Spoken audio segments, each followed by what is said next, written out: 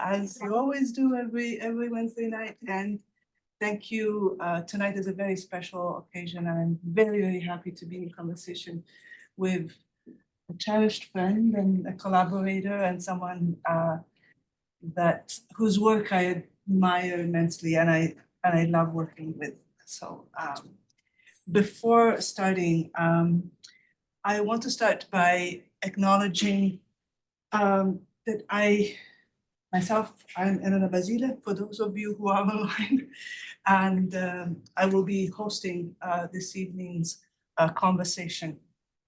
I want to start by acknowledging the fact that I am an uninvited guest on this land, someone who by chance of birth and geography grew up in Europe, actually in Italy, in an atmosphere that I may call now colonial unknowing, former colonial unknowing. And I arrived in Toronto almost 30 years ago as a bit of a naive migrant pursuing education and some kind of upward social mobility, however much inflected by activist dreams of social change at the time, and continuing being inflected by some dreams of social change, whether the ability of following up on them as age keeps piling up on us. It took me a few years before I started to become critically aware of the pervasive settler colonial infrastructure and narrative that holds together the country in which I landed. This awareness, I should add, was instigated by actually my first encounter and collaboration with Gita in a collective cultural project centered on Palestine in 2003. It was called, and now that I think about it, this title is quite something, Negotiations from a Piece of Land to a Land of Peace. And just to read this title, I have to wonder these days how many more generations will be needed. It was in the process of organizing that event that I first started to engage in what is now a 20-year-long journey, which I find on one hand is to identify and divest from deeply ingrained colonial habits of thinking, and on the other hand, to learn to enact and embrace the kind of reciprocity, care, and communal stewardship that the indigenous peoples of this land have upheld since time immemorial.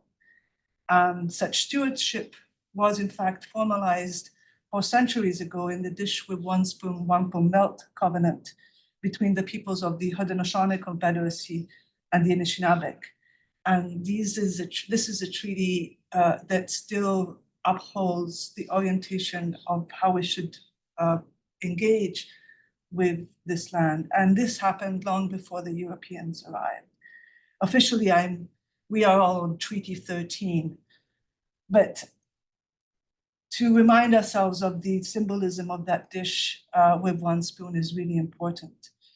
One dish with food that should be shared among many with just one spoon reminds us of a fundamental commitment that we are asked to uphold as treaty people, to responsibly and attentively share the lands and the waters that sustain us, caring to take only what we need from the dish that is holding such abundance for us, and caring to keep the spoon clean so that whoever comes after us can continue to enjoy and share of the land and the waters and their gifts in turn.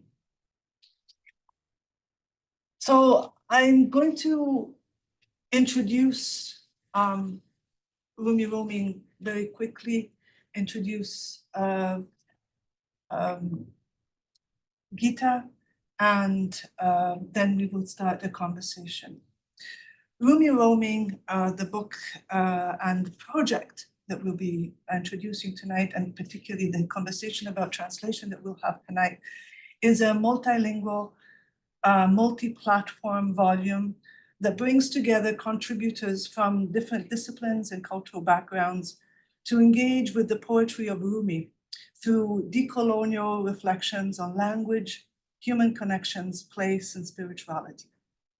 inspired by the trajectories of Rumi's own early trajectories across Afghanistan, Iran, and Turkey, and the spiritual urgings of his ghazals. The volume intervenes in processes of cultural appropriation and depoliticization of spirituality that are at play in East to West translation practices. And it offers a unique collection of generative readings that situate Rumi within contemporary contexts of indigenous language revitalization, diasporic language reclamation, translingual poetics and translation politics, global displacements and relations to land and water, and ongoing interrogations of spirituality, healing, and social justice. The volume allows for new questions to be asked about the relevance of this 13th century, 12th century Rumi Sufi poet. Can you 12th century, yeah. Yes, definitely. And his present relevance to present conditions of living and spiritual material connections, inviting readers to sense their way through the spiritual challenges of a contemporary moment shot through with manifold displacements and longings. In short, Rumi invites us to think about Rumi in small caps and as a dynamic cross-cultural force. Curated and edited by Gita Hashemi, with myself helping as a translation and poetry editor and editorial consultant at large. The project includes creative nonfiction, poetry, scholarly essays, photo essays, videos in 5 languages, as well as new translations of some of Rumi's ghazal by Gita Hashemi herself. The contributors include poet Ehab Lotayef, Hajar Husseini, Trish Salah, Charles C. Smith, and Okyu Tektem, artist Jay Saloom, Nika Kanjani, Masood Eskandari, Carly Butler, Tim Masso, Jalmer Wilmstob, and Anita Benoit Janson, and Miriam Alawi, and Raul Morkesh Ferreira Balanque. And scholars such as Papuza Molina, myself, Mahdi Touraj, Zainab Ahmadai, Rada de Souza, and Fatima Keshavaz.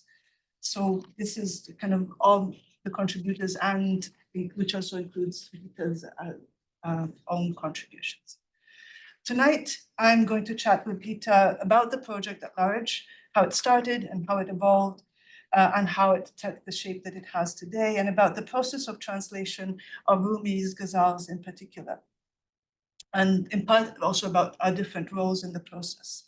This is an open-ended conversation, and so we invite our audiences to, both online and in person, to ask questions or offer comments at any point. But first, I'd like to introduce Gita, who will also, I'm assuming, do a small self-introduction.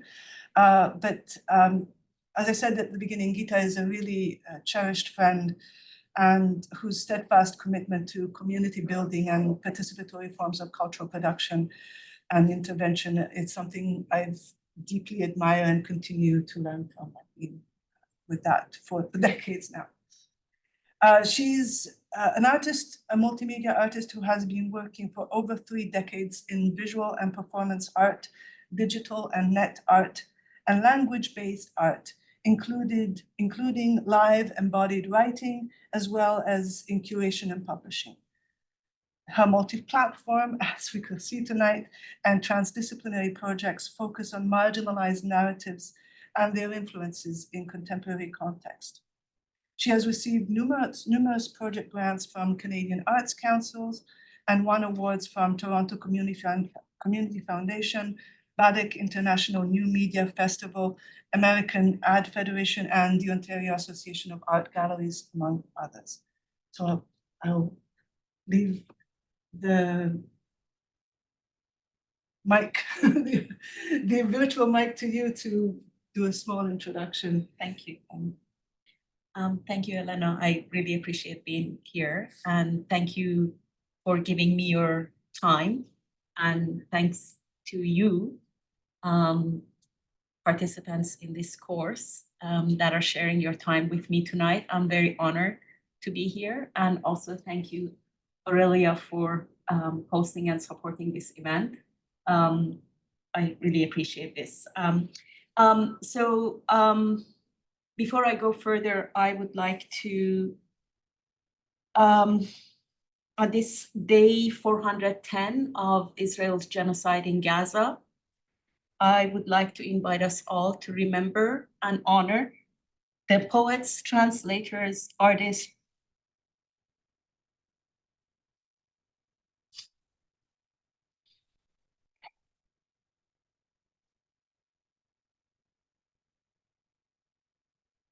remembering is hard,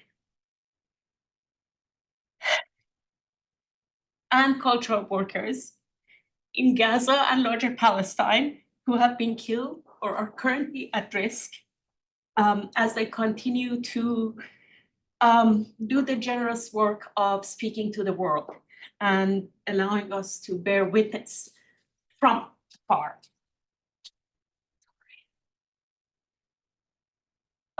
This is particularly moving for me as a refugee of a 1980s refugee from Iran. So I have 4 decades of history myself as a displaced person. And as a displaced person, I like to acknowledge and honor the indigenous nations whose land I am on as an uninvited guest. And I can't do the justice that Elena did in telling that the relationship as a person who is not of this land to the responsibilities that I now have inherited and I am committing to carry forward. But what I would like to say is that language has been a basis of coming here for me, choosing to come to Toronto as opposed to going to Montreal, because I had some basis in English and had none in French. And when I came here, it was important for me to be able to function. I had to work, I had to, survive. And in order to do that, I had to have that language, access to the language. And so since this course is about translation and language at large, then I think it's important to acknowledge that relationship. So I think that Elena told you enough about me. I think I'd like to not add to that. Is that okay? We can get started. Yes, we can get started. Sort of we will be we've structured our conversation as more around topics and around a sort of back and forth that we'll have. So we don't really have a set script. But we can start by asking us, I'll ask you, and I can interject if need be, why Rumi and why roaming? And how the project started. Sure. So first, I have to acknowledge that I am not a translator. I'm also not a Rumi specialist. So I come to this work from a different angle as a transdisciplinary artist who, by the fact that I was born in Iran and I grew up in Persian language, that I have a certain intimacy with the poetry of Rumi, which does not necessarily give me the license to translate his work into English, which I speak with an accent. It's my second language. But the intimacy with the poetry, I think, allows me gives me a certain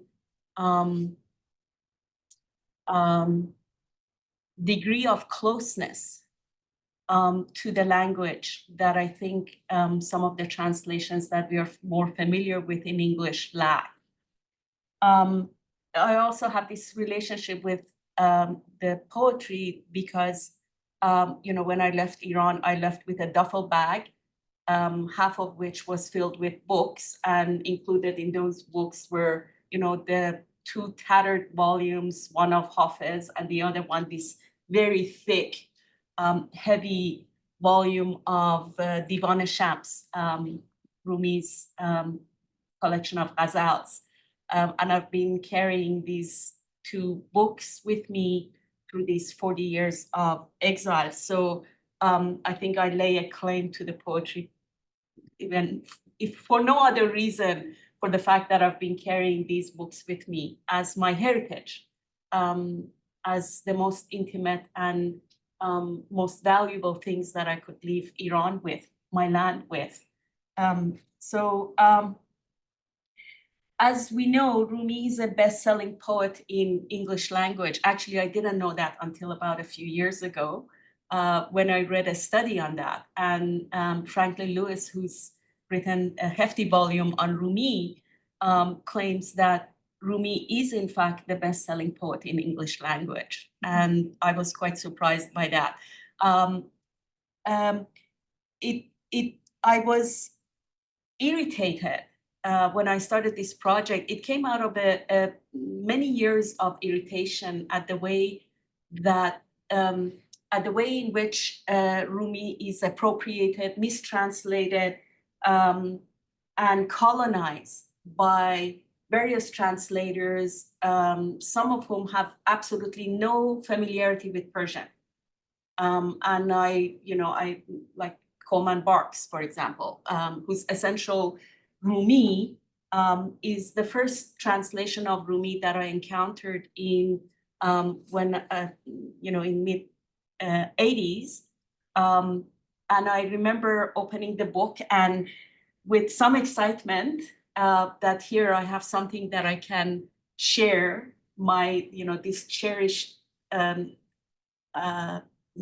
poetic heritage, my cherished poetic heritage, through the mediation of this translation with, my new people that I meet in my new environment.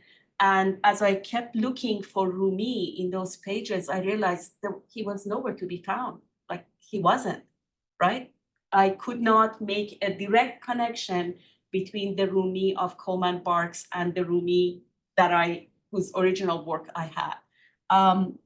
And there are a lot of popular translations that we see, including one by Deepak Chopra, and that are quite, that sell quite well on a variety in a variety of contexts, not just in literary context, but also in. Today I found the new prints of Coleman Barks's books, the many volumes that he's published on the back of Rumi, on Shambhala website.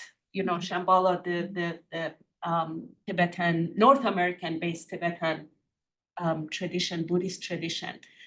So, I was quite irritated by that, right? By that appropriation and that colonization.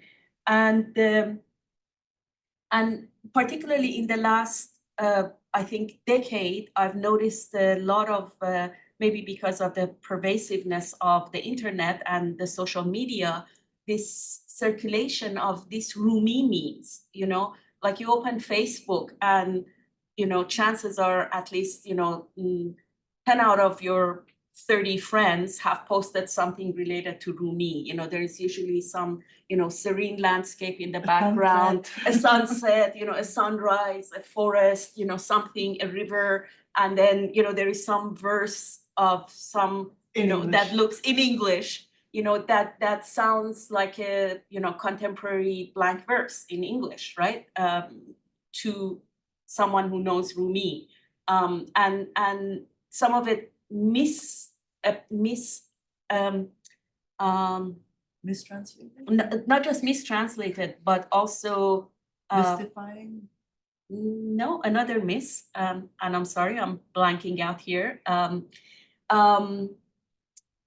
Misattributed to Rumi, and in fact, the point that kind of the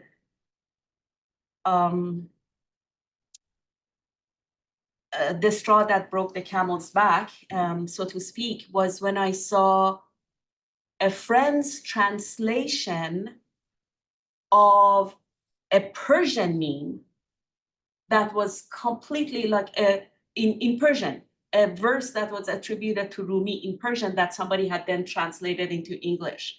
And I saw that circulating, and I'm like, where did you find this? Like, show me that verse in any of published, books that are, verified and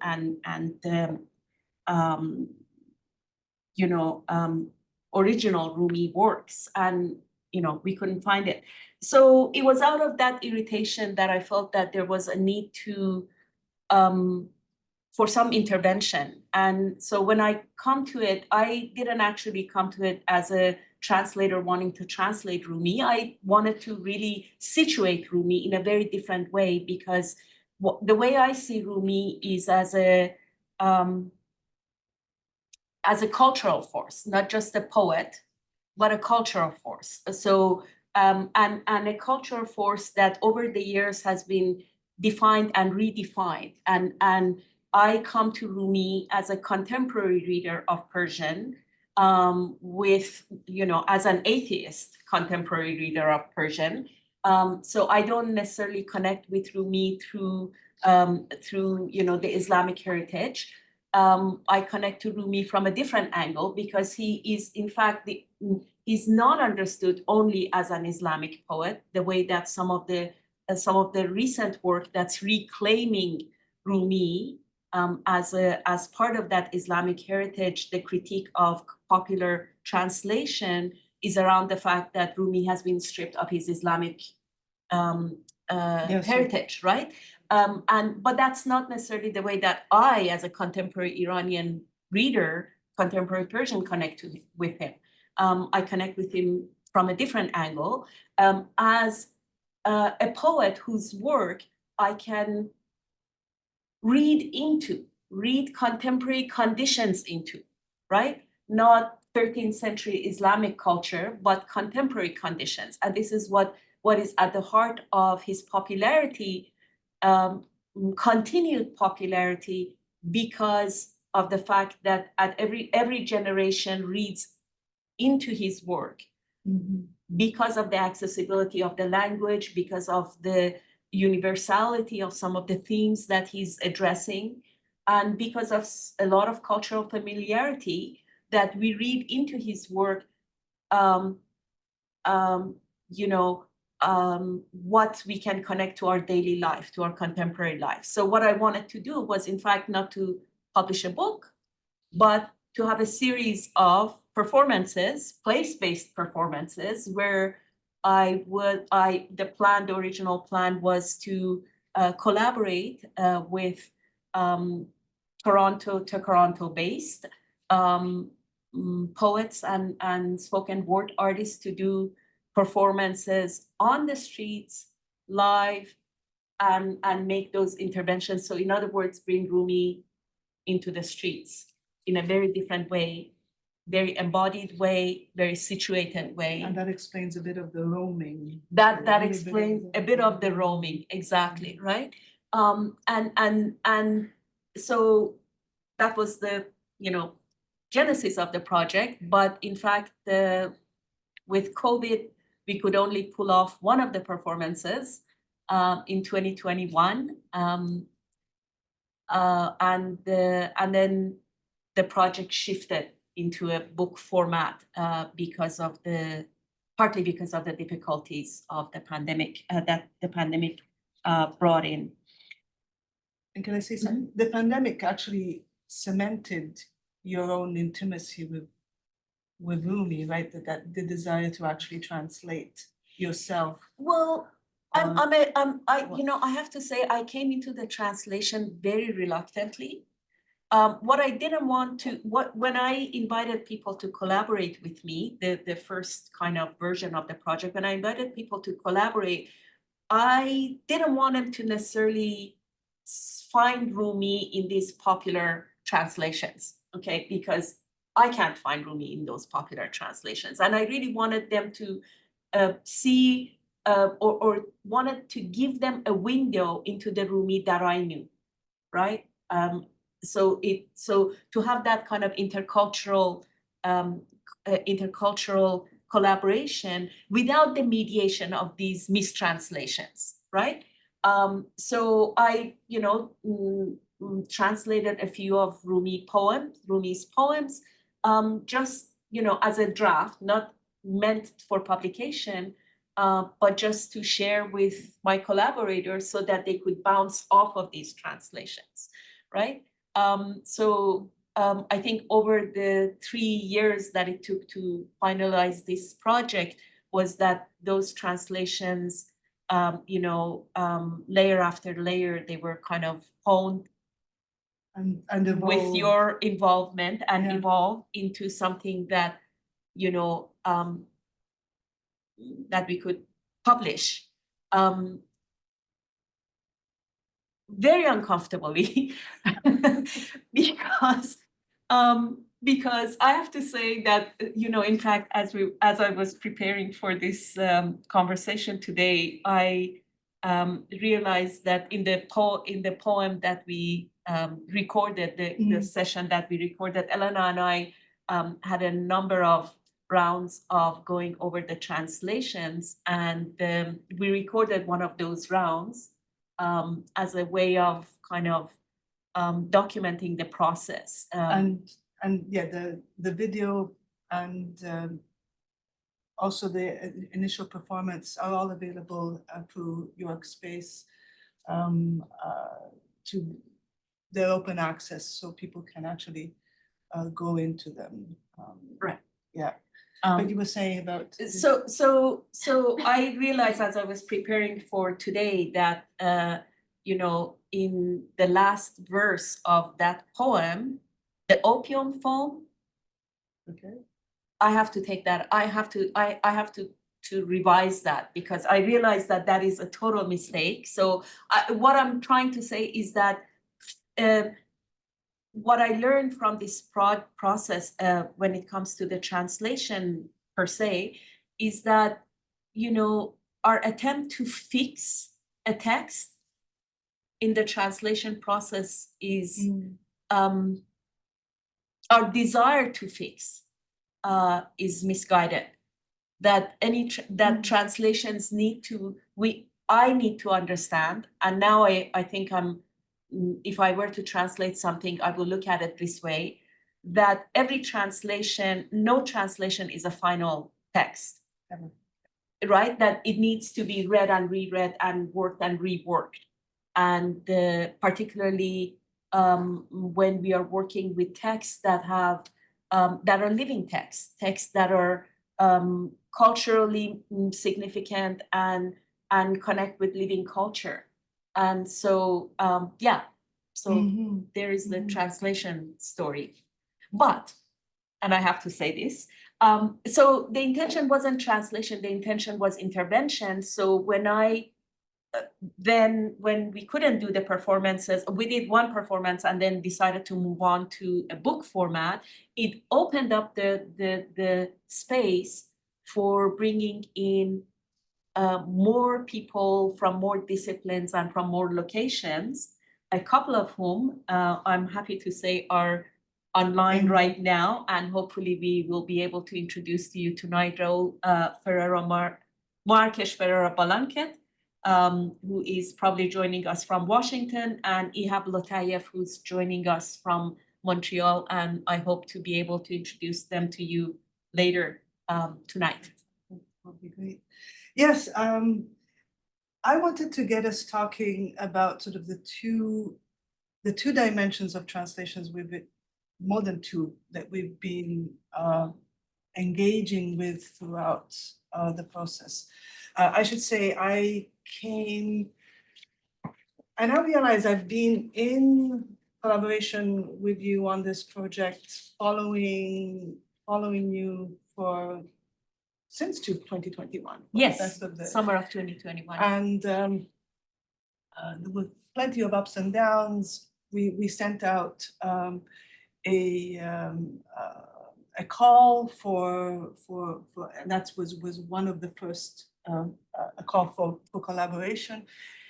But there's two kind of ideas the first one that's the strongest that Gita highlighted was this idea of an intervention and to situate Rumi, to situate, to see the politics of reception in a way, and around how an author that, that actually three different constituency, three different nations today, claim as their own national author, Turkey, Afghanistan, and Iran. And there's a politics around that too, of canonization of the author. But when we look at it through an attempt to engage with a decolonial, decolonizing relation to the poet, it means acknowledging the poet's own, he himself moved throughout the Persianate region, and that aspect doesn't necessarily mean that he, again, was connected to a particular sort of, again, constituency of people. And so one of the interventions, or one of the aspects of the work, and all of the different poets and scholars that have contributed to the volume, really do this work of resituating Rumi in relation to their space, their place, and so forth. And then in that, there is also the more strict sort of interlingual translation of the poems themselves that, again, you started reluctantly, but it was, every translation indicates is an adventure of reading, of the reader through the text.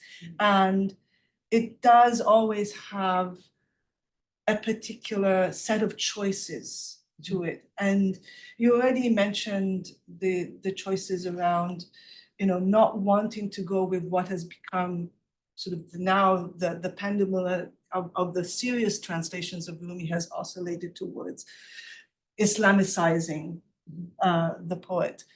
But you wanted to go into a different direction and offer a very different sense of the poet. And at the level of language, I remember you, when we chatted around this, wanted to stay with the sonic surface of your experience of the poetry itself. Mm-hmm. And what in all of our conversation was the kind of the freshness of the images that are not necessarily, linked to any particular theological or normative idea. Mm-hmm. So yes, thank you for first of all, thank you for being part of this project for so long. I don't know that I would have been able to pull it off without your great support and commitment and participation. So I really appreciate that, and I'm very grateful for your presence in it. I think I've learned quite a lot, and in our collaboration has allowed me to, with your very keen, sense of the language and the commitment to decoloniality has allowed me also to think more deeply and more carefully. So. Although the irony of all this is that neither one of us are actually native to English, so it's this moment of accented English also that we have. Accented English, and I think that is actually quite important. I think because that is part of the decoloniality of the process, right? That if usually the translation. The translator is native to the language that they're translating into. We're not. Neither of us are native to English, right? You have a closer relationship to it than I do, but we both speak accented English, and so do we have a claim as translators? Are we, authorized to translate, given that this is not our language? I don't know. I think part of the decolonial process is precisely asking that question, because the history of translation from East to West has been through those colonial, mechanisms. It's in fact, the Persian language, Persian literature. So I want to open a parenthesis here for people who wonder Persian and Iranian. I want to make this distinction. Persian is the language, and Persians are part of the multitude of people who live in Iran, which also include the Kurdish people, the Turkish people, Turkmens, Baluchis, Arabs, and a number of other ethnicities. And Persian is one of the languages that is spoken in Iran, but also Persian was the lingua franca of a large part of Asia and North Africa during the 14th, 15th, 16th, 17th, and I think up to the 18th century. In fact, Persian was the lingua franca of India and was ruled out by the English colonizers. Okay, so it was the administrative and the literary language in which that many people were familiar with. And during that period, we are talking about, you talked about, sorry, I know that I'm not directly speaking to the last point that you brought up, but I want to go back to some of the earlier points, because you talked about Rumi himself moving through this vast land. Rumi was, by some accounts, his family were refugees from, from the Mongol invasion of, Asia, of, South and then West Asia. And, he was based in contemporary, his family was based in what we now know as Afghanistan. And then, when his family moved, he moved through Iran, and then, part of what we now know as Saudi Arabia, and then, Iraq, and, Syria, and then landed finally in Turkey, in present day Turkey. Hence the kind of number of current nation states that lay claim to him. I think it's also important to say that, Rumi himself was a multilingual person. So he spoke, of course, Farsi, but he also, wrote and read and taught in Arabic. And, I'm pretty sure that he was also familiar with, Turkic, and, there is, this, it's a fairly recent, I think, phenomenon that people are monolingual. I think in, at least the area of, the world that I come from, multilinguality is a fact, and translation is a daily process. It's not it's not some exalted kind of endeavor. So coming back to the text itself and the choices in terms of translating, I think that and I want to emphasize this. I think that the first point of intervention was to actually walk away from the text and from textual translation, and think of translation as this multidisciplinary, transdisciplinary project, hence the performances, hence bringing in, video and these other modalities of engaging with the work, rather than direct one-to-one language-to-language translation. And I think that was really important to me. And that's the first point of intervention in the process of translation, because ultimately, every translation is an interpretation, and if we think about it that way, then we can open up our concept of translation to a broader understanding. So when it comes to the text itself, it's actually sonic surface is a term that Fateme Keshavarz uses. Fateme Keshavarz, we have an interview with her. She's a preeminent scholar of Rumi, and the host of Radio Rumi, which is a podcast that has been running for a number of years now. And we have an interview with her, and in her book, I'm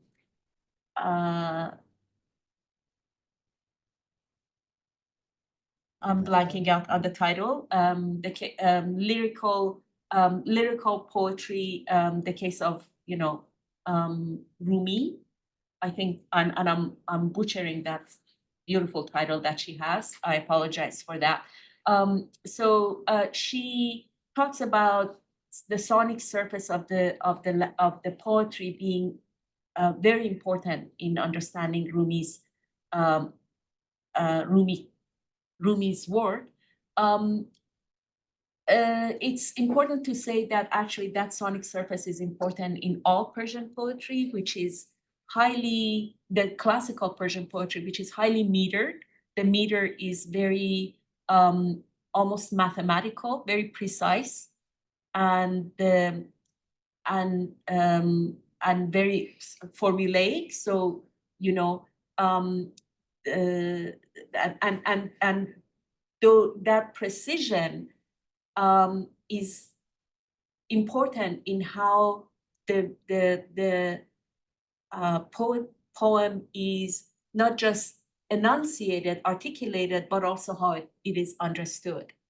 Because we don't have punctuation in Persian. Well, we have now, but definitely punctuation wasn't a thing in Rumi's time.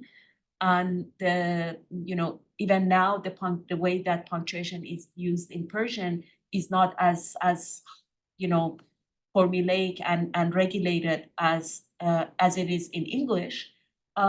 So it was that sonic surface, that beat, that allowed you access to understanding the content. And so one of the first things that I had to do when I was translating was recognizing that I cannot keep that sonic surface, that beat of the language, that precise rhyming, both internal and external rhyming within the verses, that I attempted to create that by spatially organizing the words on the page. And so where the beat breaks, that's where you see spaces, wider spaces, rather than using punctuation, which is a way that, to me, a colonial way of approaching the poetry, right? Imposing conventions of one language over the other language, and attempting to domesticate something that's ultimately foreign, rather than understanding it on its own term. The other thing that was important to me was to be faithful to the visual and the visceral layers of the language. So, the poems that I chose, not all of Rumi's poems are so visual and visceral, but the ones that I chose, that I connect with, all have really these very, very strong imagery. And most of that imagery is lost in, the translations that I've read so far. Even the, highly respected scholarly translations, what they do, what I've seen, what I have a problem with is that they interpret Rumi through that kind of doctrinal a compendium of Sufi, representations. And so, where, moon, where the word moon is used, that means this in Sufi tradition, and therefore they rely on the interpretation rather than on what the language itself is telling them, right? So by doing that, they actually get rid of a lot of the images, or they change the images. And it's not necessarily irretrievably. Yeah. Sort of any reader, because there's also kind of a different, you also keep taking into account that a reader in Farsi doesn't necessarily make those connections to the theological aspect Not at all. of it. Exactly. That's what I said, that reading it as a contemporary Persian might read it, right? Iranian might read it. And I'm not saying that I'm a typical, but I'm saying there are enough people like me who read Rumi not because, they know Islamic, theology or Sufi, philosophy, Mysticism. or, are necessarily on intimate terms with, mystic thought. But we read Rumi because the language, and not just Rumi, most of the classical Persian poetry is highly accessible language. It's a language that is still spoken in the contemporary society. And so it's highly accessible, and we connect with it we bring into it our own contemporary conditions, right? So that, you can listen to Rumi as being read by a contemporary poet like Ahmad Shamlu and find in him not, the kind of the esoteric, philosophical, mystic poet that Coleman Barks talks of, but a, rebel, a political renegade, right? And hear that in him when Shamlu reads him, right? Through the choice of how he's reading, and the fact that you're connecting, Ahmad Shamlu, a contemporary Persian Iranian poet, with the political, ideas that he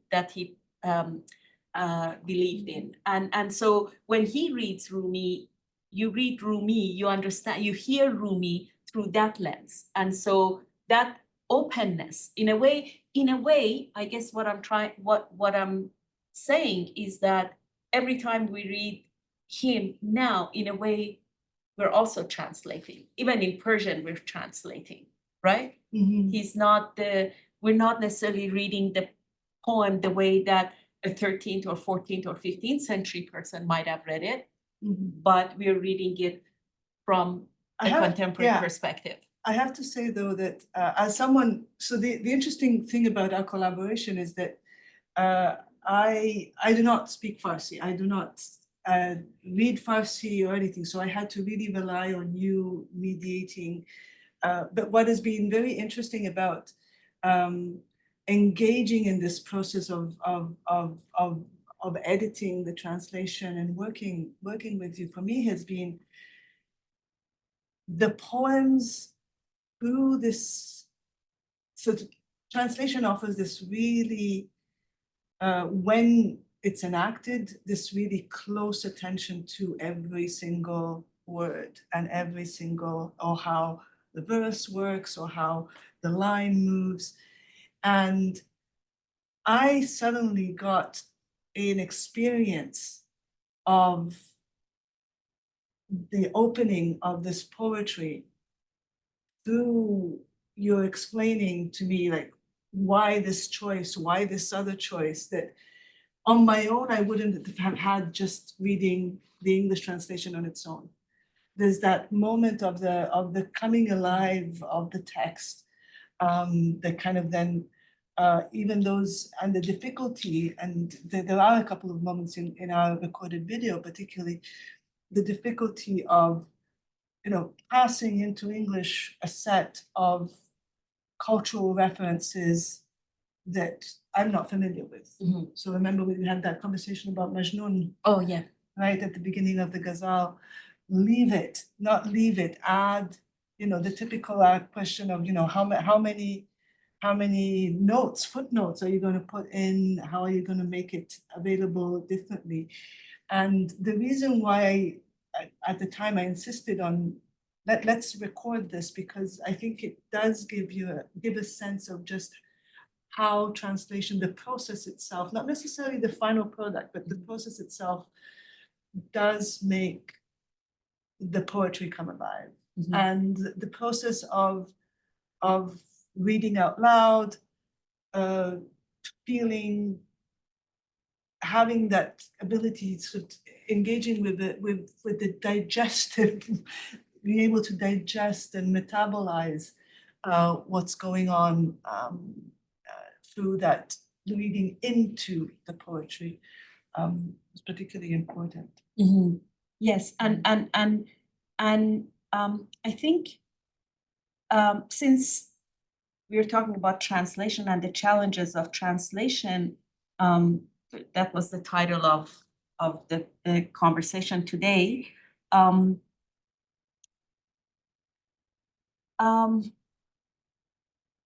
So one of the challenges for me was, how do I negotiate my lack of scholarly training in classical Persian poetry and in Rumi's kind of the Sufi, philosophy and understanding, etc. How do I negotiate that, right? How do I and how can I feel confident in what I'm putting out? And what I realized was that I couldn't do that. In fact, no person can do that. That was why the collaboration with these other people, other contributors in the book became important, right? So that what I couldn't bring in was brought in by these other contributors. So, for example, the book has a number of scholarly essays. One is the interview with Fateme Keshavarz that I mentioned, where she talks about Rumi in his time, on his own terms. How do we understand him within his own context? There are also, an essay by Rada D'Souza, whose title is, What Can Activist Scholars Learn from Rumi, where she talks about, what are the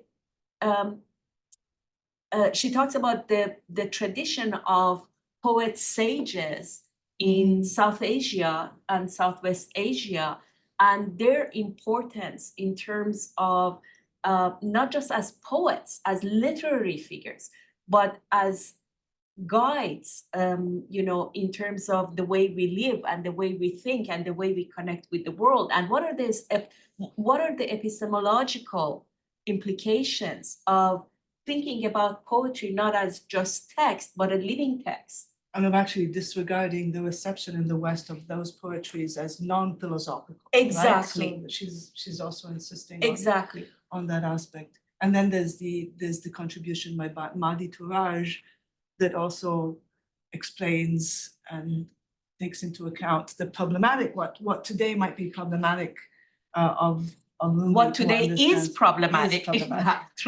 So there is Mahdi Touraj, who writes about the sexist, racist, and homophobic content and aspects of some of Rumi's work, particularly in the Masnavi, one of his big, I guess the biggest and most famous work that he's done. There is also, and then there's your own contribution, Elena, when you're talking about Coleman Barks. Coleman Barks, but how do we make room, as someone who doesn't have access to the language, to Persian? How do you come to read Rumi, and what do you take from as someone who's committed to a decolonial politics? What do you take? So and then there are other pieces that are taking off from the way that Rumi has circulated in various contexts, including the way Raul Marques Ferreira Balanchet's work as a gay Cuban refugee who comes into contact with Rumi's poetry in 1980s, when he, finds himself in the company of a bunch of Iranian, students, post. You could let him speak about it. And yes, and Raul is online, so maybe Raul, at some point you just nod your head if you feel like you can come in and speak. Okay, great. So I'm gonna do a quick rundown through the rest of it, and then ask you to come in, and then ask Ihab to come in, and then there's Jay Salam's photo essay, which is sorry, let me go to Jay Salam's photo essay, which is Can I just say something? yeah, go for it. Before you get there. I just wanted to kind of take very quickly on that thing, sort of, am I allowed to translate it, or do I have the competence to translate? And it kind of resonates because I had, in fact, with my students earlier in the course, in fact, a workshop on translation, and all of you felt, oh no, I can't do this. I can't do this. I can't do this. But again, there is the question that, and we started our course with Kate Briggs, who asked, like, translations start. You start, and you to go somewhere that you don't know yet, that you will, and you do produce a different writing, but it's that offers something else, something new. And we can all be translators. At some point or other, we can all be translators. Then there is the question of how you go about being it, and how you actually claim or not claim, or articulate those differences when it comes to sort of how works circulate, etc. But the start, the beginning, the movement can and should happen. I want to say yes, but I also want to say no. I want to say yes because I agree with you, but I also want to say no because I think one of the things that really irritated me about Coleman Barks's Essential Rumi, which is probably the book that has sold, like made him a fortune. Has anybody read any work by Coleman Barks himself? Has anybody read anything other than Rumi? So he's someone whose entire fame and fortune has been built on the back of, appropriating and colonizing, Rumi, right? But he's not that's the problem with him. He's not he claims to be a translator, but he's not. Exactly. And he doesn't know the language, right? And so we, like, even I was looking at an earlier edition of his book, and where and of course his Essential Rumi then has been translated into other languages. So it's been translated into Spanish, and it's been so via his mediation, this work has been has spread around the world, right? In all these other languages, in Bulgaria, right? So my Bulgarian friend knows, Rumi through a Bulgarian rendition of Essential Rumi, right? Coleman Barks's take on Rumi. What one of the things, so I want to say not everybody can be a translator, because one of the things that really irritated me was this, white American man, right, having the kind of audacity and the I guess the arrogance of thinking that he has the right to colonize the kind of culture and spiritual heritage of another culture, right? And also, But that's the function of empire. that's the function, that it's exactly. So whether how we come to translation, how we come to the work of translation. And again, I want to say that by translation, I know that you guys talk in this course, you talk about translation, I'm assuming, as a language to language Primarily endeavor, interlingual, yeah. right? Interlingual endeavor, but I'm thinking of translation also as this kind of broader cultural work, Yeah. right? So how do we come to this work is we need to interrogate the relations of power, right? That are there. And if we don't look at it, that's the beginning of the decoloniality, is to interrogate those relations of power, right? And I think something that I was really keen on was to bring people into this book, contributors into this book, who do have that critical perspective on those relations of power, for whom decoloniality is part of the work that they do every day, right? So I was kind of giving you a rundown of other pieces. So I wanted to say that, and then part of that is, you know, looking at other disciplines, other languages, other ways of connecting to the language, and some of that could be visual, or could be performance-based, and could be embodied, and could and so we, you know, this multiplicity is what allows us to walk away from those kind of simplistic appropriations of that heritage, right? That culture. So and you know, there is Masoud Eskandari's work, which is, you know, probably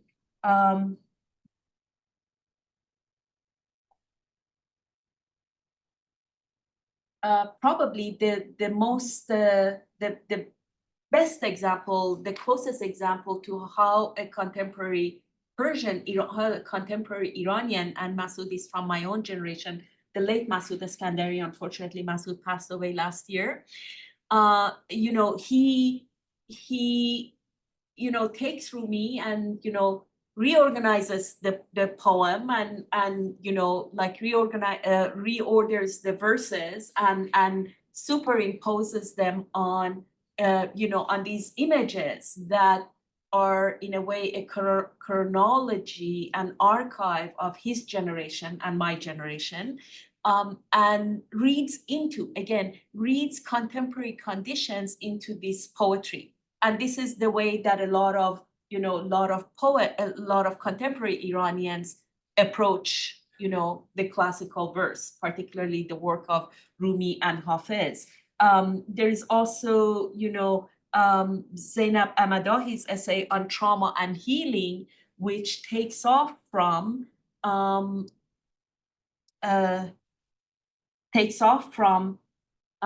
you know, an engagement with Rumi, but with a particular focus on contemporary dynamics in, you know, within anti-oppression and activist kind of context, right? So, so in other words, you know, these multiple ways in which the contributors, you know, from different disciplines, different backgrounds, different kind of cultural belongings, the multiple ways in which they use Rumi's work to engage with contemporary issues. And I think that was the intervention. That was at the heart of the work, not necessarily the one-to-one translation of, you know, Rumi's poems.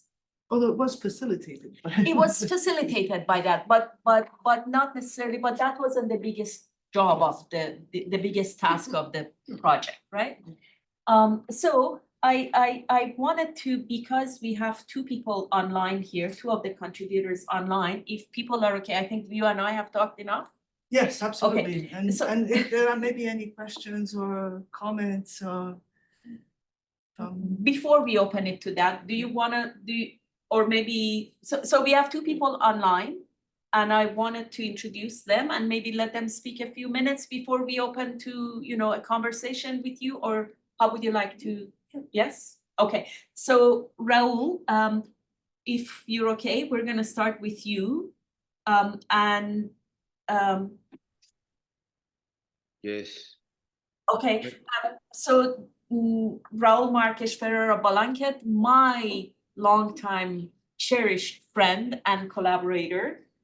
And I'm really happy to have him as part of this book, in the book. And I would like Raul to talk about, perhaps Raul, both because we kept your piece in its original Spanish in the book, and we also then translated it into English through another, with the help of another accented English speaker. So if you could also talk about that, that would be great. I really would like to thank you, Aziz and Gita, and Elena, for really the enormous and excellent, extraordinary work you have done, not only with the publication, but also building this community and this learning community, because I'm aware that we all have participated in learning a lot of things in this process. I want to also mention that I'm not in Washington, D.C. Oh. Okay, and I am in the Passamaquoddy Indigenous Territory in the border of Canada and the United States in Eastport, Maine, doing an artist in residency at this very moment. So I'm speaking from next at the border of the ocean. The ocean is just like a few meters away from here. So I'm very in a sacred space and territory.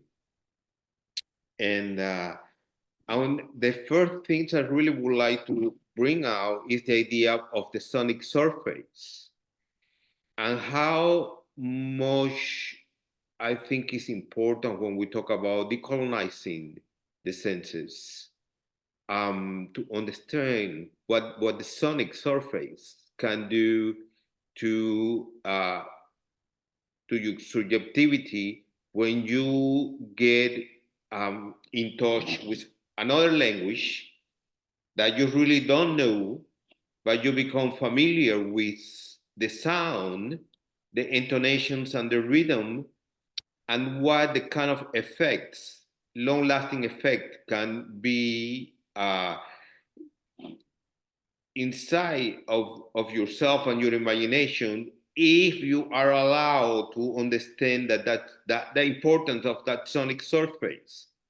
I think coloniality wants us to really, because it's so hooked up in writing as being and understanding the writing, and so it sometimes blocks our ability to relate to language, to sound, because we have been taught that we don't know the language, we don't know how to read, we don't know how to write, so just stop it.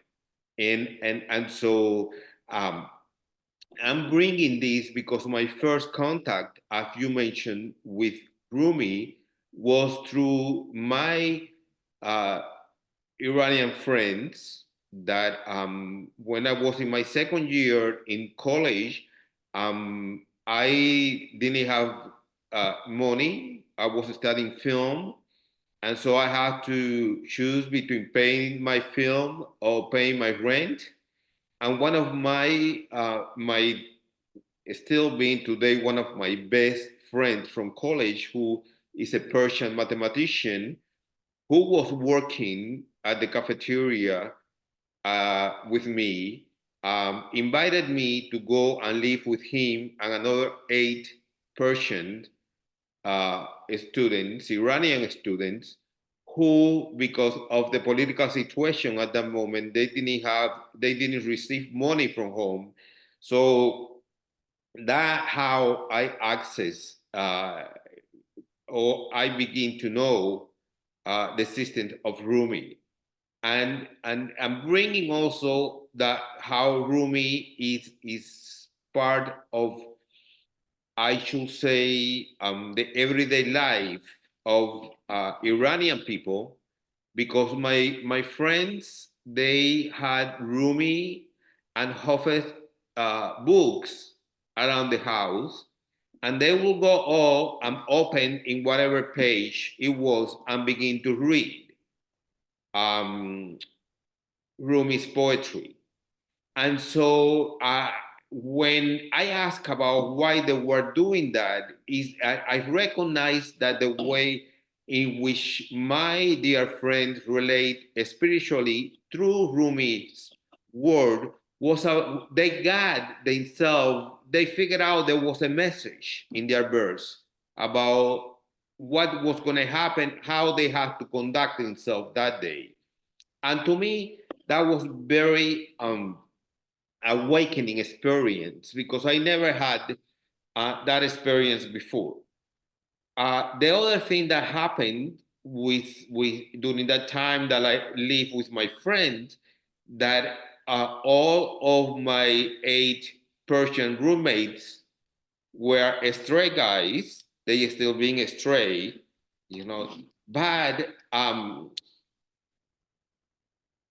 I always wonder why I was welcomed into their community, all knowing that I was an open gay person, but I understood that the working relationship that allowed me and Mosen to build a friendship was what it was needed for them to accept me in the community.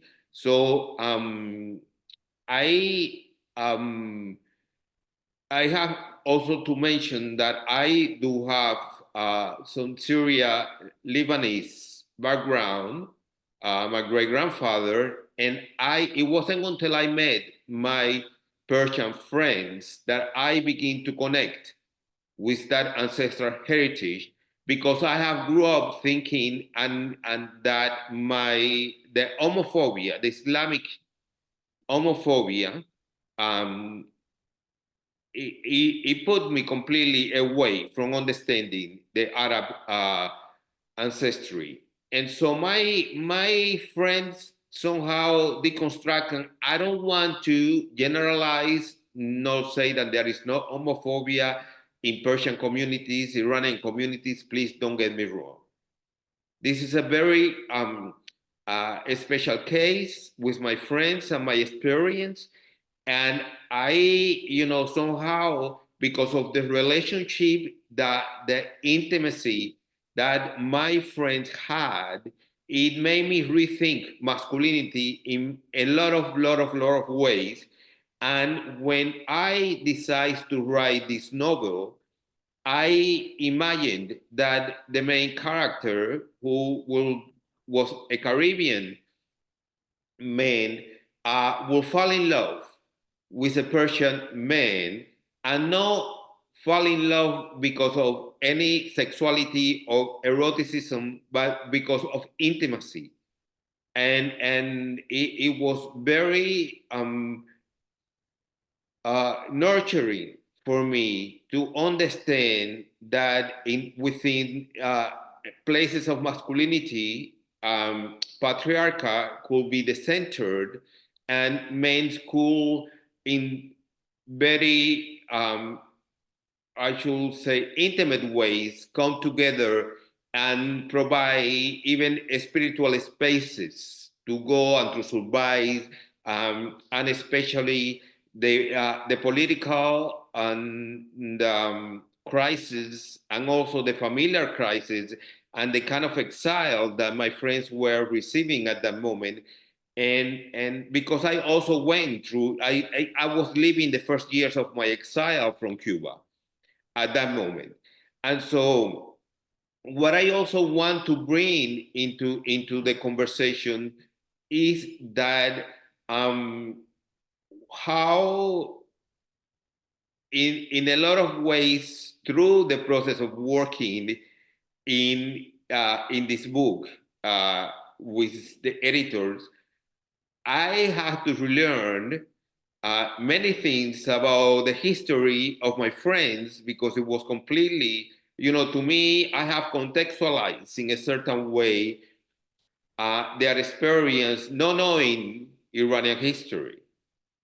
And that made me also to go back to my novel and reframe certain passages of the novel. And I was glad that it wasn't published, so I was able to change. But I also want to really thank Gita, because Gita really guided me to what was, for her, the kind of like better translation of Rumi poetry in English, but she also pointed me out to women's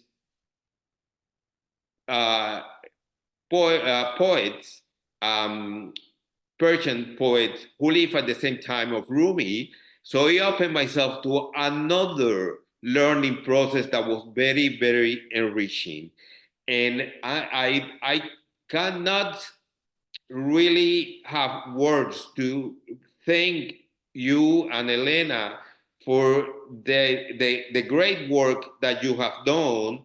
And I just wish I call to the greatest deities and the cosmic energy to really put this book in many, many, many places so people will really understand not only the importance of understanding Rumi within a context that is not only spiritual but also political in many ways, but also how um, women like Gita have committed themselves to this type of work, to decolonizing and to decolonizing her own ancestral culture. So thank you. Thank you so much, Raul. Honored to have you here and part of the book. And I also wanted to point out that there was another. First of all, I really appreciate what you brought in as translation being also part of a process of knowledge production, really a collective process of knowledge production, and also I wanted to acknowledge the work of Emel Papusa Molina, who translated your work into English, and which is also included in the book. So Ihab, if you're there, you're there. I was thinking that I would like to also introduce and welcome Ihab Lotayev into the room.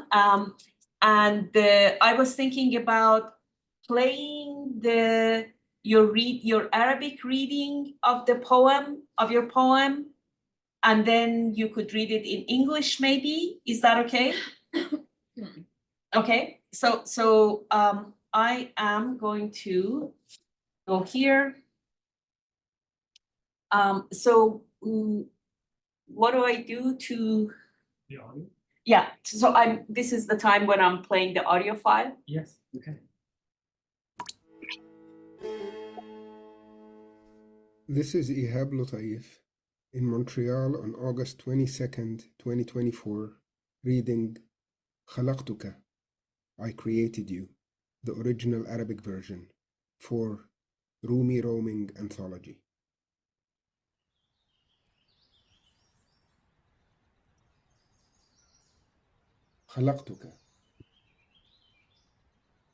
خلقتك سرا أمرتك سر، وحين يسد الطريق توقف، ولكن للحظة وعد للمسير. خلقتك لغزا أمرتك قل، وحين تسد المسامع اصمت، ولكن للحظة وعد للكلام. خلقتك حلما وحلمك أن تستحل المكان، ترى ما يكون وما لم يكن من بدء الوجود لطرف الزمان. خلقتك عذرا قبيحا لذنب لم تقترف. خلقتك ثأرا غشيما لجرم لم ترتكبه، لكنك تسمو، ومنك يفيض فهم الحياة ووعي الوجود، وتمضي الدهور وتذبل وتفنى، وأخلق بعدك سرا جديدا ولغزا جديدا وحلما جديدا، وآمره سر.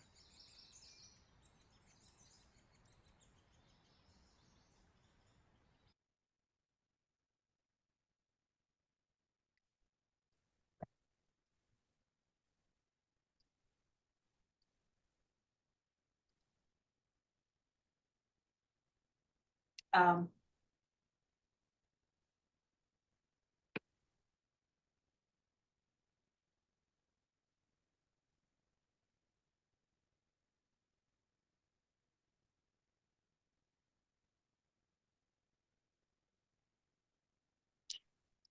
would you like to start reading the English? Sure. First, hello everybody. Hello Gita. Hello Elena. Thank you very much for doing, not today, but doing this whole thing. I know it was a grueling process. I know a lot of hard work went into it, but I hope that you are as proud as I am with the outcome. And I thank you for all the time and all the understanding that you put during the editing process. That wasn't easy. And I guess we also got very much closer after we worked together than before. So I'm very happy with what we went through together. I also want to make, just following up on all what I heard from you, I am not at all a fan of reading translated poetry. And this is not about Rumi or about Omar Khayyam or any specific. I never feel that as somebody who grew up in the Arabic culture, and I guess it's very close to Persian in this area. Poetry translated, I mean, I'm very radical in this. Poetry translated is not poetry. And thus I'm always reluctant to read poetry in another language for two reasons. For me, poetry is content, images, in addition to musicality and meter and rhyme and rhythm and all that. And of course, I know it's impossible. As somebody who writes poetry originals in both Arabic and English, I know it's nearly impossible to do that. And if it's done for one poem, it's done in a fluke. So I wouldn't claim that I know much about Rumi or I read a lot about Rumi, but about Rumi's poetry. I knew about Rumi as somebody interested in history more than anything else. So when I was approached, so when you approached me, when we started talking about this, I told you I will write something, or I have something that I can modify that I think would fall in place within an anthology about or related to Rumi, and I'm really happy with the results.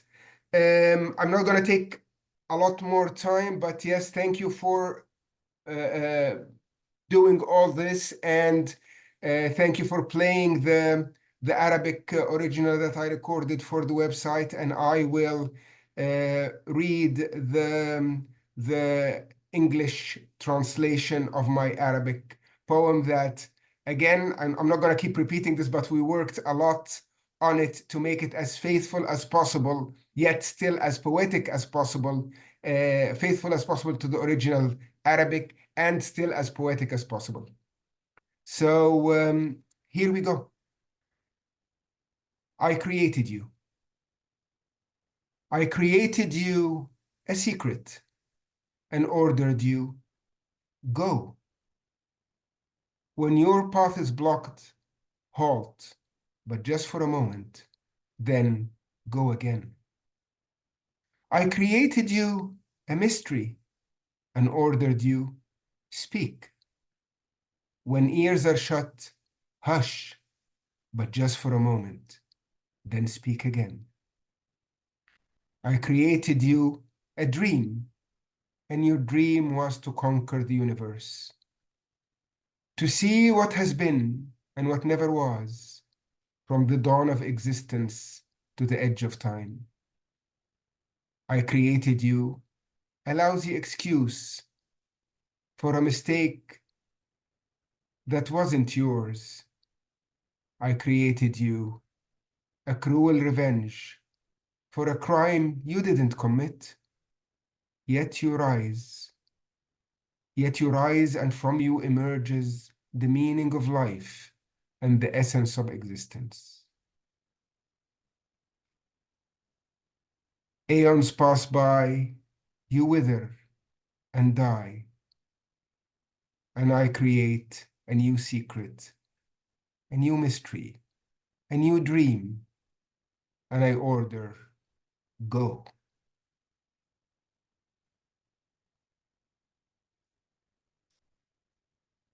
Thank you, Ihab. So we are in the context of a course on translation and On desire in translation. desire in translation. Thank you. And I wonder if because this poem, you translated this poem from Arabic into English. So I would like you to maybe speak a little, if you like, about that process.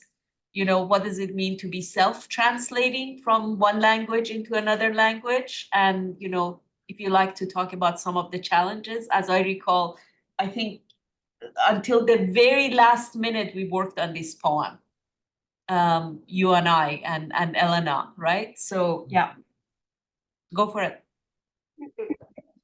I think that in a way, the best person who can translate a poem is the poet himself, herself, themselves, if they master to a certain extent the second language.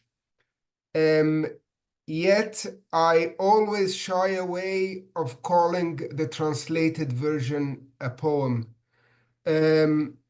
English is very forgiving in what it calls poetry. And unfortunately, I guess due to globalization, this virus, if I may call it, has moved to many languages today. And even to Arabic. But I continue. I mean, I am not. I don't know how much people around the table today or on the webinar are familiar with how strict traditional Arabic poetry till the 1940s or 50s was about the meter and the rhyme. It was extremely strict with very mathematical rules, and anything outside of that was totally not accepted. Nowadays, I can't claim that even 10-20% of my writing can fall into that, but still, the musicality and the images. And you touched on that, Gita, when you were saying that the translator, and I forgive the translators in this case, the translator doesn't know if he should use the word moon when really he knows that the poet was meaning by moon your beautiful face, and translating as moon, where in the second language it doesn't mean that. Or should he stick with, or he should go in the translation instead of saying you're my moon to you're my beauty. It's always a trick. It's always tricky, and the strength of the original is that it works in the original language on both levels. On the translated language, it's impossible. Maybe you'll be able to translate one stanza or two in that way, but to go through a whole poem and do that is nearly impossible, no matter how lucky, and I use the word lucky here, you are. So translating poetry, no matter how the years go by, remains to be a very big challenge for me, and whether to stay faithful to the meaning more or stay faithful to the image itself or to the language, always very difficult. I think, thank you. Yeah. So I think one of the things that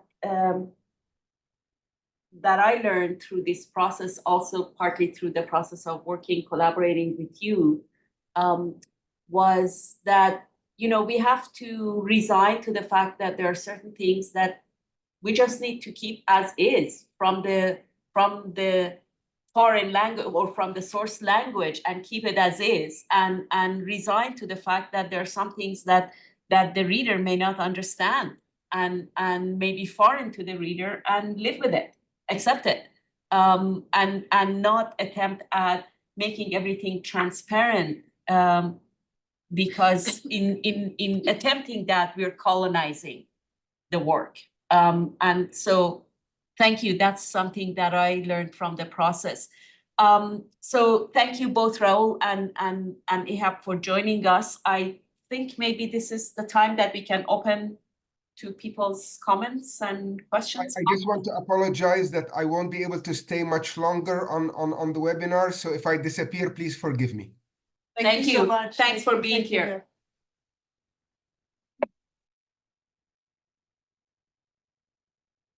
So people in the room, people online. I do have a question. Hi. Yes. Thank you so much. Thank you for organizing this and sharing this amazing project. You cannot even call it a book. It's a project. It's like, you know, it's multi-platform, multimedia, multilingual thing. But if I mean, I only know Rumi in English, right? Speak up, please. Just because Yeah. there's a microphone. No, I thanked the, present speakers here for this amazing project and, for the privilege of participating in your conversation.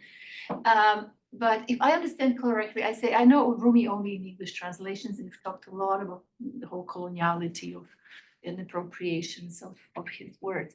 But I don't know if I'm correct, but I think he was writing mostly in Persian, but was also a multilingual poet, because he incorporated huge chunks of Arabic and Turkish, and that's, and I don't know what, Greek maybe, or mostly Arabic, not Turkish and Greek. Yeah. Okay, Arabic, there you go. yeah. So how, and I didn't catch it, maybe, I missed that part, but well, apart from the fact that in some way this beautiful project somehow restores this dimension, to Rumi. I wonder how, in your case, Gita in particular, because you translated that, how were you dealing with the presence of those other languages in Rumi?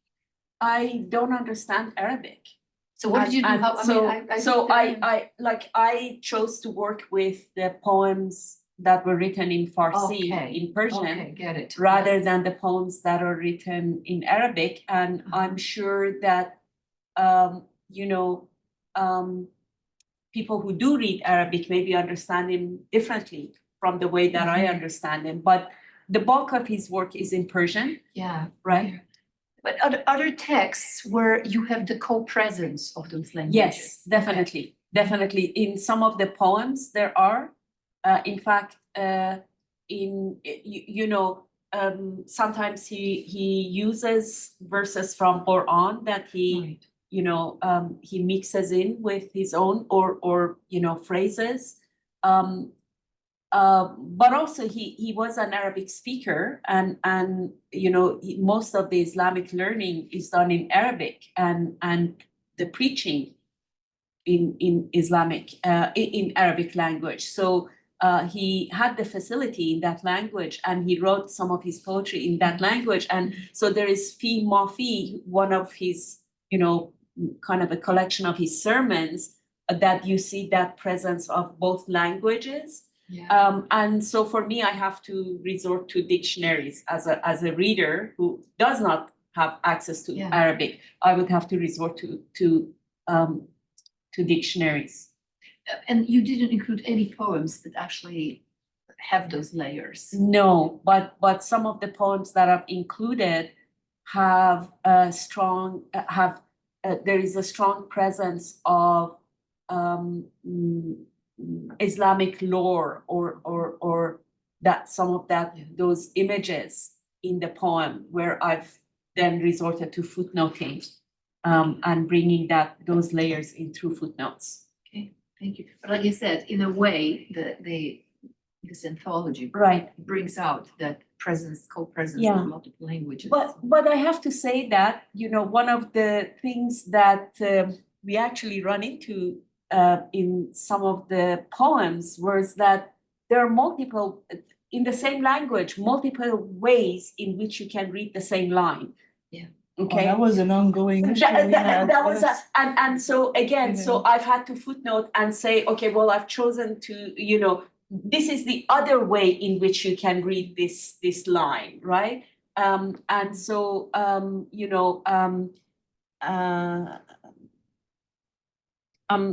trying to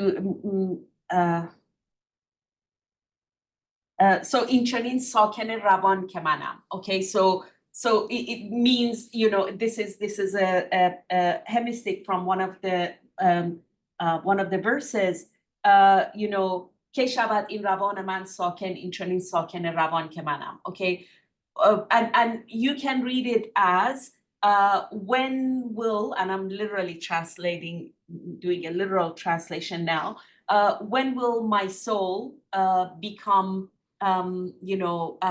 still in the as still in motion as I am, okay? Or you can read when will my soul become still as present in spirit as I am.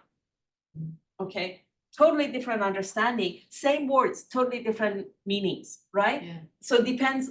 So in a way, that's even like to me, that's a multiplicity within the language itself, right? Absolutely. Multiplicity of meanings within the language itself. And that poetry exploits. That- Poetry really, And really Rumi, Rumi is particularly good at exploiting that, right? That's Mhm. what makes his translating his work really quite a challenge because of the fact that he really exploits that language, those capacities within the language itself.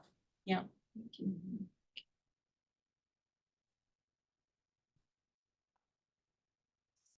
Other Okay. questions.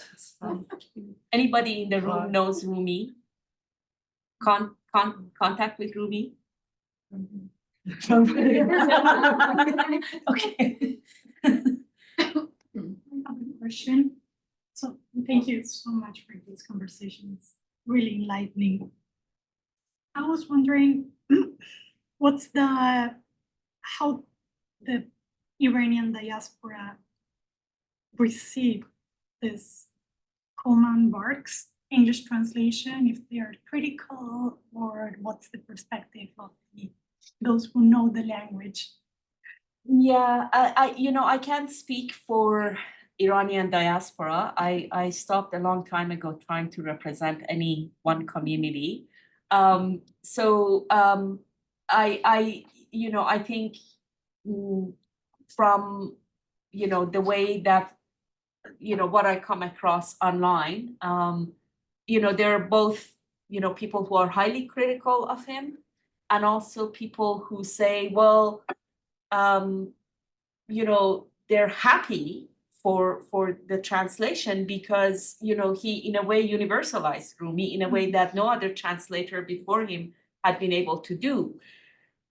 Of course, I attribute that not to Coleman Barks necessarily, but to the kind of publishing industry that's behind Coleman Barks, right? That's and also to the fact that there is when his translation came out, do you remember what year was It's the 1989, if I remember correctly. no, earlier than that. I think the 87? first edition was earlier than that. Okay. So anyway, Early 80s. early 80s. So when his translation comes out, there is, this kind of fascination with what's happening in Iran, And it's part of and the with this long- post-Islamic revolution and, post the hostage crisis, what they call hostage crisis in Iran. And there is this fascination. And at the same time, here is this, nice Persian poet that, you can totally depoliticize and, you know, totally like appropriate and you know, become and westernize and detach from his history and his culture and, you know, present as some universal kind of figure, right? Of course, Rumi was known before him, before Coleman Barks, but not popularized to the extent that Coleman Barks's translation popularized him, right? Yeah, we should say that Coleman Barks kind of relied, he said his idea was he relied on previous colonial translations of the text, of his text himself, right? Yeah. And he said something about kind of when he does this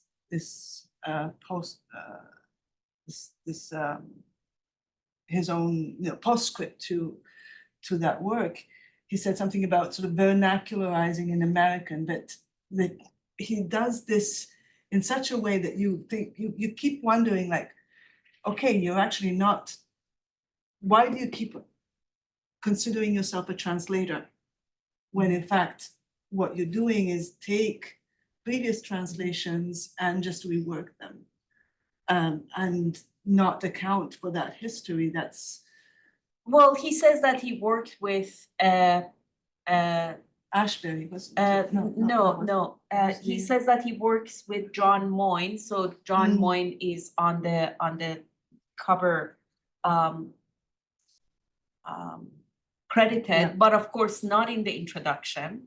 He's not named in the introduction, and you don't really know who John Moyne is until, you know, the kind of afterward in the book. But he also his lore is his story is that, you know, someone introduced Arbery's translation of Rumi to him and said, these verses need to be freed from their cage. And so, you know, he takes on the challenge of freeing Rumi from the cage of a scholarly translation done by A.J. Arbery. But you know, not to put too much emphasis on Coleman Barks, because I don't think we need to put too much emphasis on Coleman Barks. I think we need to look at the dynamic within which this work circulates, right? And so it repeats a very old dynamic, a very old, like 19th and 18th century. Exactly.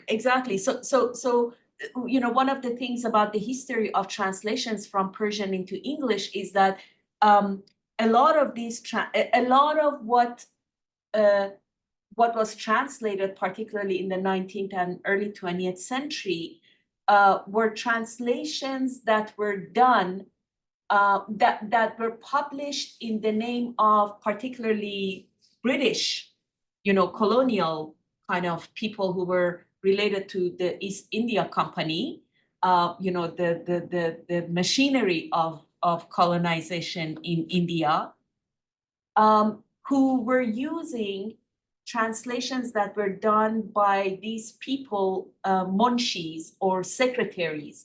These were people who had, you know, facility in multiple languages, you know, in Arabic, Persian, Hindi, and, you know, perhaps Urdu, and were able to easily, because these were multilingual societies, were easily able to translate from one language into another in the service of the administrative, you know, kind of structure and you know, within those processes. And then these you know, colonial officers hire these native speakers, these munshis or secretaries, who are actually really scholars in their own right, to translate. And they disappear. And then they disappear. And then so their name disappear from, you know, the translation when it's published. So an example of it might be the, you know, the work of a famous William Jones, the, you know, Orientalist, big name, you know, Orientalist, who is credited with translating and codifying the grammar of Persian language. as if Persian language, a language of, so many, centuries and with such, great kind of literature was waiting for, some English person to come and say, okay, here's your grammar, right? And then we learn, we learn later through the memoirs of one of these people, Mirza Ehtesamuddin, who worked for the East India Company and who was brought into England for a period to teach Persian to these officers who worked in India, these colonial officers who worked in India. We learned that actually he translated, he did the translation, and then William Jones appropriates that and publishes it in his own name. That's Mirza Ehtesamuddin's version, and we can say that with pretty much accuracy about most of the translation that was done, and most of what we are the way that these poets such as Hafiz and Rumi and Khayyam, these big names enter into English language and other kind of Western languages through these colonial processes. So, and this is an ongoing process that is to this day, especially with with translations from languages that are not European. Yes, it's ongoing. It happens. Right. And the article by Mona Karim in this collection of essays on violent phenomena speaks. The title actually itself is quite an indictment. Western poets kidnap your poems and call them translation, on the colonial phenomena of rendition as translation. And then you have to ask the question that why, what is that impulse? And Coleman Barks has this impulse to say, like, yeah, I have to Americanize, vernacularize this, which is a typical question of translation. Like, you want to make it familiar, make something unfamiliar to, but within the kinds of colonial relations where in fact the epistemological, the symbolic power of the language in which something is being translated holds such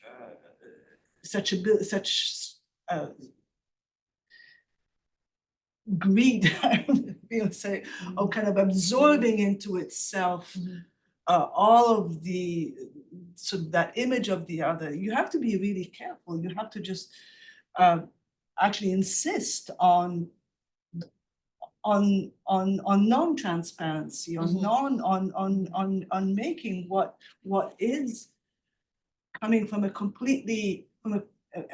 vastly different worldview and sense of everything around it has to resonate on its own terms. But when you have actually the agents themselves of that mediation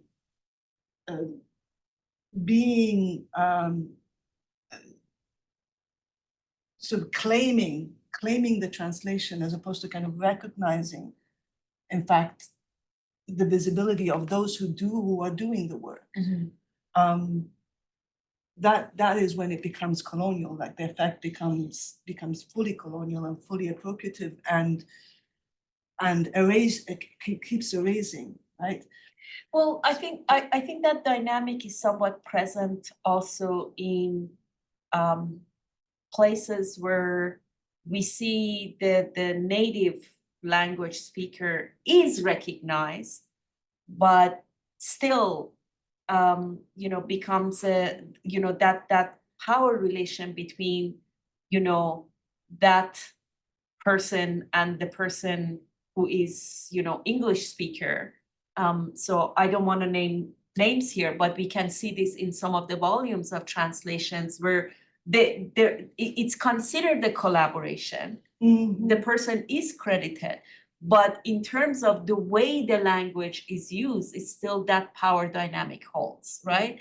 So you don't really see, you see that attempt at domesticization of this literature and kind of pushing away the understanding that the native speaker of the source language can bring in, right? In favor of domesticating it in the language in which it is being translated, right? Or the English poet. Or the English poet can do better. Can do better, exactly. The English poet has the right to kind of bring their poetics and impose that over over the, you know, the original. Yeah. Yeah, go for it. I have a question. It's a complete aside. I was trying to formulate it, so it took me some time, but I was introduced to Rumi at a young age through the Sufi lens. So I found this conversation particularly interesting that a native Persian speaker doesn't have that same reading. But when translating aspects of like the Islamic aspects that Rumi does incorporate, such as you mentioned verses of the Quran, how did you navigate translating that? Because I think you mentioned earlier that you are an atheist yourself. So how did you navigate the Islamic aspect then? Well, I don't necessarily need to believe in Islam in order to be able to translate something that has Islamic values or Islamic, you know, origins, right? And I've kept, you know, so in one of the poems, Rumi talks about this, about Maryam, you know, Mary, mother of Jesus, and you know, kind of the stories that the myth that kind of the biblical and also Quranic references to Maryam. And so, you know, I've kept that and I've footnoted that. I've kept it in, you know, rather than replacing it with some, you know, more familiar kind of reference. I've kept it as is, and I've then footnoted and explained what the story is, right? And also, you know, there are other and there is another reference in another poem where there is a reference to one of the stories about Muhammad the prophet, and you know that and you know that's the wailing pillar, right? Reference, and again, I've kept it. So I'm not attempting to eliminate that, right? That would be the colonial approach, right?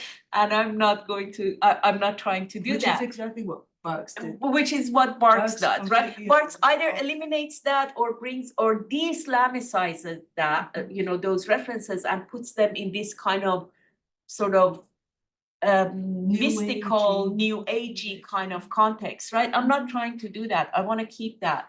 But I think my choices were made by going to poems that are not necessarily, you know, banking on your Islamic heritage, but poems that are that affected me through those kind of what I said, visual and visceral layers, right? That you don't need to necessarily understand them,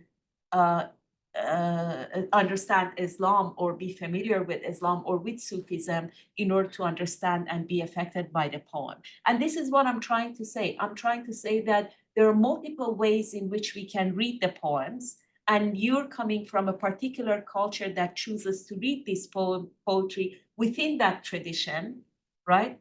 So we're talking about reception. How do we receive something, right? And you're saying that the role of the culture within which we receive the poem is significant. And I agree with you. So yours is one way, mine is another way. And I think we need to be open to those multiplicities, right? While being aware of this attempt that is always of the voice from nowhere that comes from the kind of operations, the colonial operations that have been happening. Right, of course. And that's the burden that we carry as people who belong to these multiple cultures and multiple languages and have inherited those colonial encounters or have been affected. and are being affected by those colonial relations and encounters. That's the burden that we carry. We always have to kind of negotiate these hairless aspects. Okay, so Questions online? Yes, I have a question.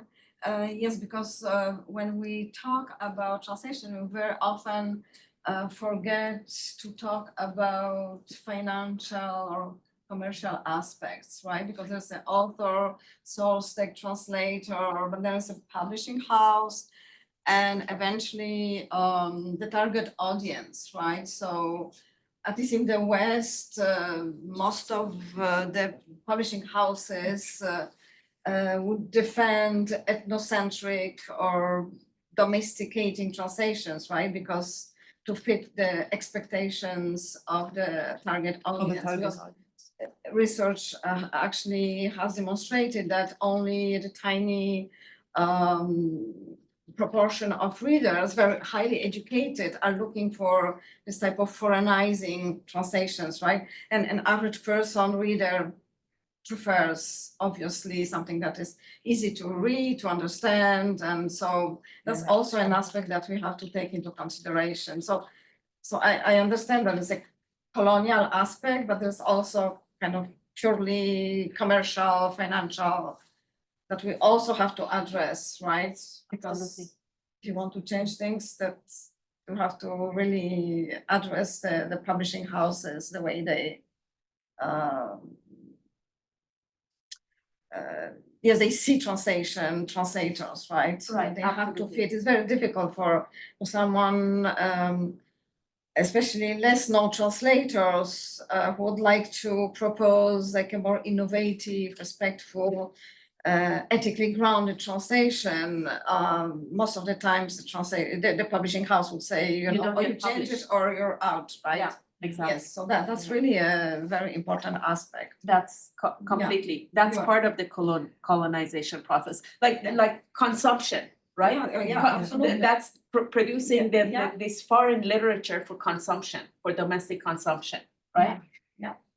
Which is a very strong aspect. Yeah, of and it. that's how some of the more contemporary, like these books are being packaged, and how Mona Karim makes provides the example of Tracy K. Smith being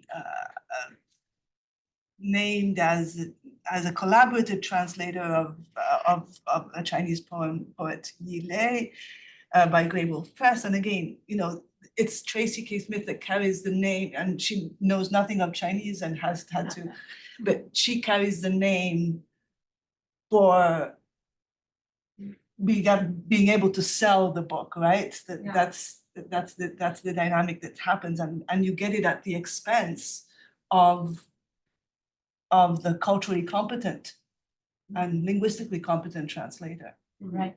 You're probably familiar with the case of the Nobel Prize from Kan, the South Korean writer. Oh, Yes, it just Yes, the happened, author yeah. of The Vegetarian, Yeah. right? The Yes. first Yeah. novel that really make her quite famous. And how much the British translator, right, was really attacked by readers, by critics, saying that It was a foreignizing translation, yeah, right? no, that was no the domesticating translation. Domestic, right, yeah. A highly domesticating translation Yeah. that, and one of the readers on a forum of discussion said that, you know, that the translator used the Western hammer on the South Korean novel, changing completely the sensibilities, the dynamics, even the dynamic between the couple, because that's the heroes, the two main characters are a wife and husband, and apparently in the Asian culture, the couple dynamics is very different compared to Western couples that have to communicate, explain, understand each other, right? Tackle all the couple of questions. So it was very interesting debate, but after all, she won the Nobel Prize. And which they is also co-won many other awards, I guess. Yes, with yes. the Booker together. Booker together, The yes. translator and. And the they shared author. actually the, Yes, yes, exactly. yeah, yeah, they shared the Yeah. prize, right? Yeah, very, very interesting case to study. Right, because we, of course, as you know, the others, we do have this desire to be introduced into these bigger markets and into Yeah. these, you know, kind of esteemed spaces, right? And so sometimes we participate in the colonial process ourselves. Yeah, Right? yeah. We Yes. need to acknowledge that. Yes, yes, but actually that was worth it, right? Yeah. Yeah. So are there any questions in the chat? I couldn't see any. I don't think so. Okay, so I'm in the interest of wrapping up with Rumi. I wonder if people might be open to listening to one of Rumi poems in translation read by one of the contributors, Rada de Souza. It's about Okay, 5 minutes. sure. Are you open to that? Yes. but Yes, I would okay, love to hear it's a the beautiful actual reading, it's a original. beautiful reading, particularly because, well, this is in English translation, but what you hear in it is the tradition, the South Asian tradition of performing the poem. So we tend to think about the poem as a, you know, as this fixed text. But what Rara does is she's bringing the tradition of, you know, performing the poem, thinking about the poem as an oral medium and repeating and, you know, rereading some of the verses, which is not, you know, those repetitions do not exist in the original. And so you can hear that kind of aspect being introduced. People open to listening to that? Sure, yes. Okay, let's end with that. So I'm going to, yeah. Please.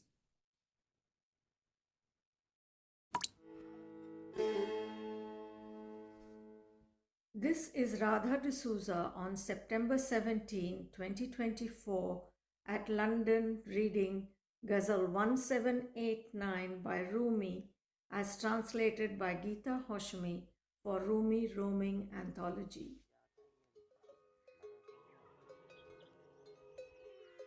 Lovers, oh you lovers, it's time to decamp from this world. The drum of departure reaches my soul's ear from the sky. Now the cameleer has arisen, and the caravan is arranged. The driver has begged for his discharge. Travelers, why are you still asleep? It's time to decamp from this world. Ahead and behind these sounds are sounds of drums and camel bells. Every moment, a soul and a breath enter the no place. From these upside down candles, from these indigo plains, a wondrous disposition arises.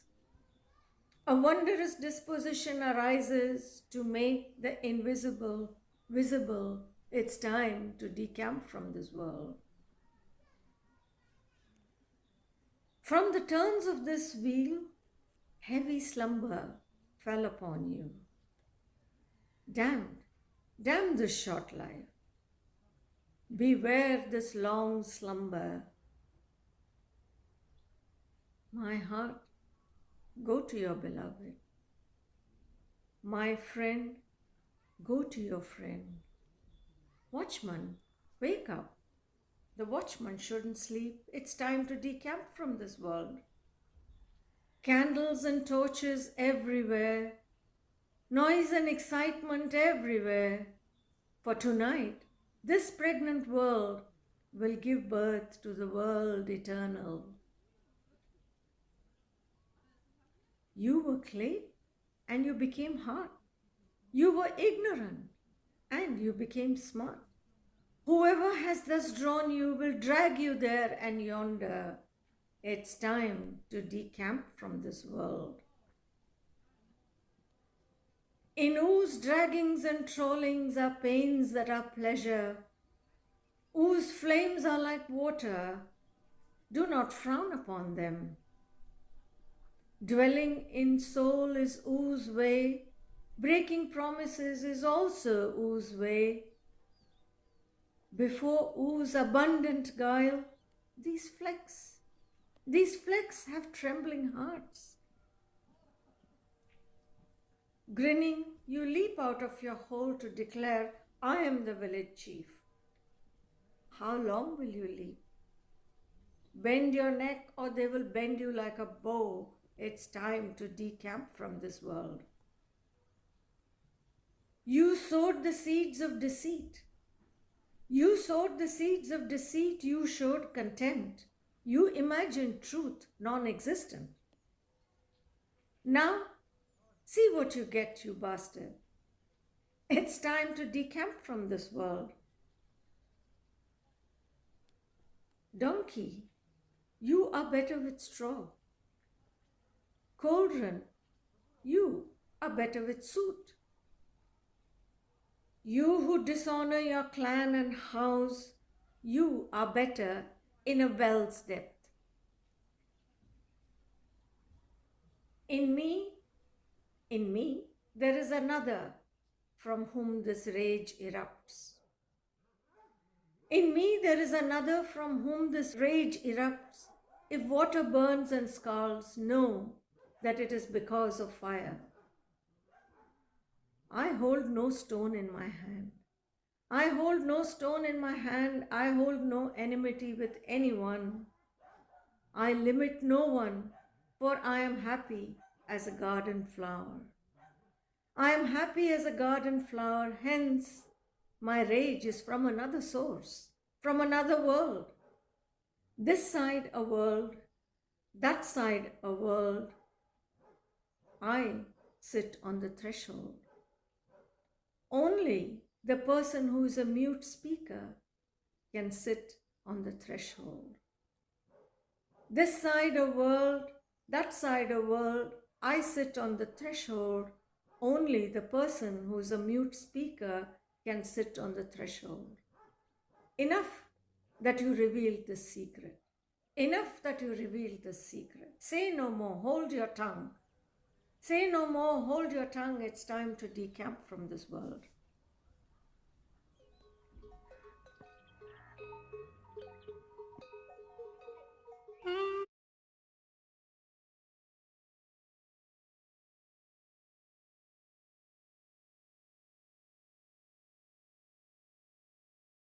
And in case you're It's the wondering, untranslated.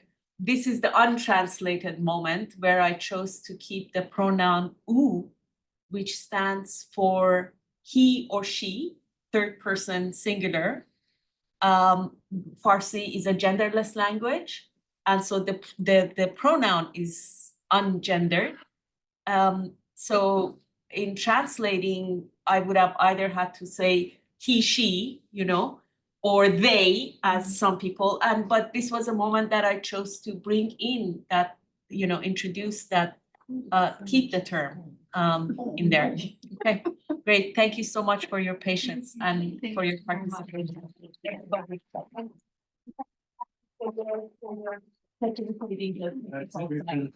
Thank you. Thank you all. Thank you again also for people online for attending. Really Yes. appreciate it. Thank you. Okay, good night.